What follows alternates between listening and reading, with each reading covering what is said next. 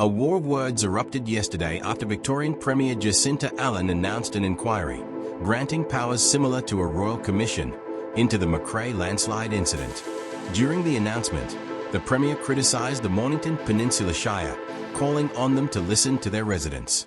So the Minister for Local Government, following this announcement, will be working with his department to finalise the terms of reference and also to find an appropriately qualified person to head the work of the Board of Inquiry. This is about getting to the bottom of what's occurred here, providing support to the community and providing much needed answers. So there is absolutely, and having listened to residents, I understand that this is a deep frustration. I think we can all understand. Residents want to know that the area is safe and they want to know that they can return home. This has been going on for a number of weeks now. And it was a week or so ago that the Victorian SES was able to be in a position, following the emergency response phase of the landslide, to be in a position to formally transfer responsibility of the site back to the Mornington Peninsula Shire Council.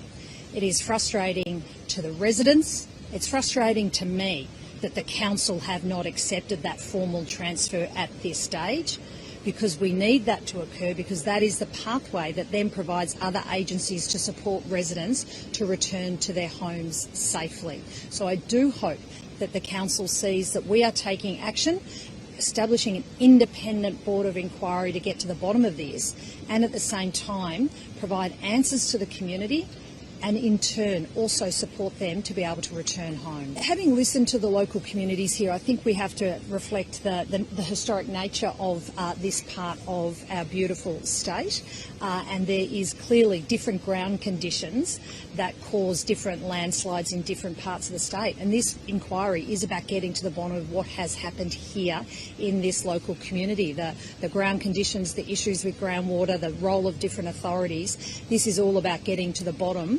of what's occurred here so the community can have answers, and also work with the Mornington Peninsula Shire Council to provide a pathway. I implore the council to listen to their local residents. They want a pathway to be able to return home. It's something that Tom has been talking to residents for weeks now, about getting that transfer back to the council so that residents can return home. Let's be clear, the issues around remediation and making the site safe, they're discussions that are happening between agencies. That's separate to needing to get residents to return home. And as part of that process, the Mornington Peninsula Shire has the opportunity, they've had the opportunity now for a week or so, to accept the transfer of the site back, because it's part of their responsibilities. The Vic SES stepped in the emergency phase, worked really hard to work through the emergency, and we're now in a position to hand the site back to the Mornington Peninsula Shire Council. We need that transfer, that formal transfer back to the Shire to occur so that we can get that pathway for residents to return home. Look, and I know this is frustrating. I know this is really frustrating. Tom's been in communication with local residents. I've heard from local residents how frustrated they are. We don't want different levels of government and different authorities looking at each other. We need them to take action. We need them to take action to get to the bottom of what's happened here, which is why we're holding the Board of Inquiry.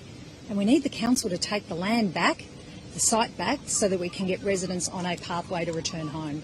Following the announcement, during an interview with RPP FM News, Mornington Peninsula Shire Mayor Anthony Marsh hit back at the Premier's remarks and criticism of the council. It just seems like politics to me. Maybe it's a deflection because I guess there is that awkwardness with the SES, but it's hard to tell. As I said, we haven't had contact. We've asked for a very specific, set of either technical expertise and or funding to not get a response, but then to come out and really throw council under the bus. It stinks, and I think we deserve better, and the residents deserve better. The audio featuring Anthony Marsh was provided by RPP FM News. This video was created, edited and uploaded by STPL News. Visit stplnews.com.au for more.